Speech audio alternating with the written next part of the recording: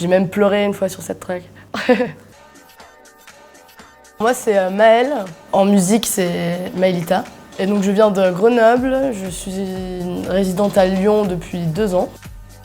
Et voilà.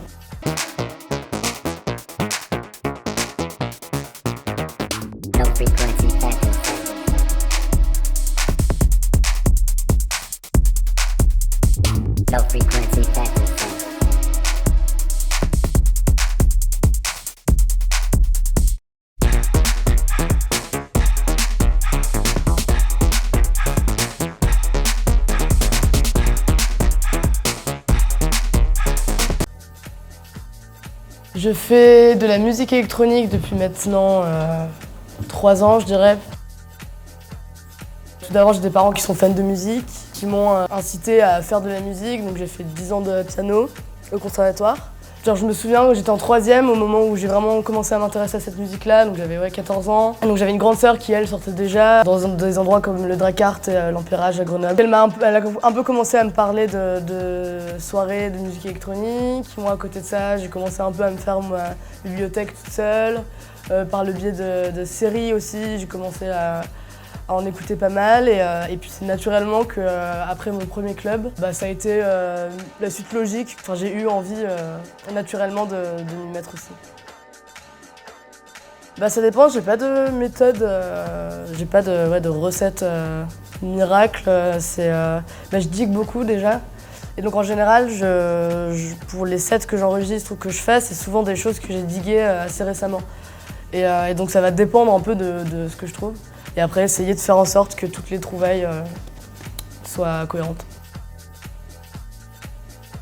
Enfin, j'en ai plein, mais une que j'ai beaucoup jouée là dernièrement, qui me procure trop d'émotions et que j'adore jouer, genre je la joue grave souvent, j'adore jouer en closing et tout, c'est une track de Ronan qui s'appelle Body Knows Best, qui est sortie sur Budget Cut.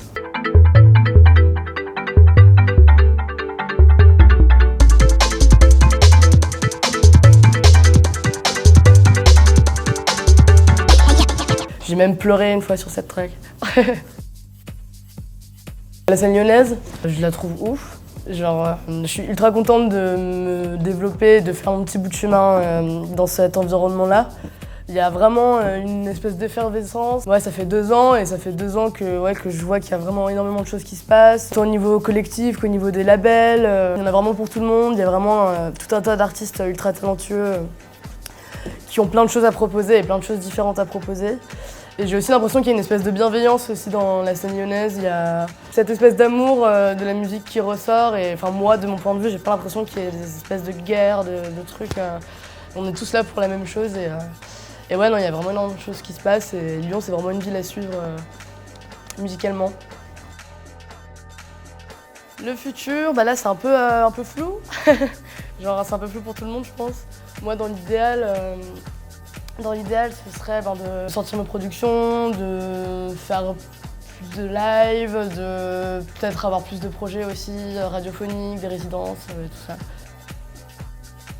Ce serait pas tant un morceau, ce serait plus un artiste pour le coup et tout genre confondu. En fait, c'est pour plein de raisons, j'aurais dit Serge Gainsbourg. Je sens le boule des bangs, agiter mon cœur blessé, l'amour comme un boomerang me revient des jours passés, à pleurer les larmes dingues d'un corps que je t'avais donné.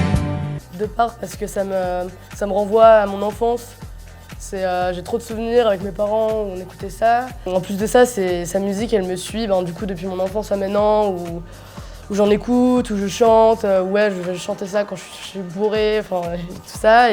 Et en plus de ça, moi dans ma musique, j'essaye de pas me mettre de barrières. Et j'essaye de pas me dire je me cantonne à un style et j'essaye de bouger pas mal. Et lui, c'est un artiste qui a fait ça super bien, qui a vraiment touché à tout.